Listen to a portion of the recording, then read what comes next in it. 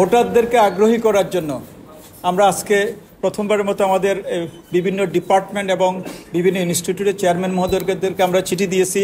কারণ আমরা যদি বলি প্রায় ৩৫ বছর, মাঝখানে যদি আমরা ১৯ বাদ দিই তাহলে প্রায় ৩৫ বছর ডাকসু ইলেকশন হয়নি। ডাকসু ইলেকশনের প্রতি ছাত্রছাত্রীরা যাতে আগ্রহী হয় সেজন্য আমরা বিভিন্নভাবে তাদেরকে এনকারেজ করার চেষ্টা করতেছি। তারই অংশ হিসাবে আমরা চেয়ারম্যান মহোদয় এবং ইনস্টিটিউটের যে পরিচালক আছে ওনাদের কাছে আমরা অনুরোধ করেছি যাতে আপনারা আপনাদের ছাত্রছাত্রীকে আগ্রহী করে তোলেন। তারা এবার যারা ভোট দিবে এরা তো প্রথম ভোটার, তারা যাতে ভোট বুঝে এবং ভোট দিয়ে তাদের যোগ্য নেতৃত্ব যাতে তৈরি করে। এরপর হচ্ছে আমরা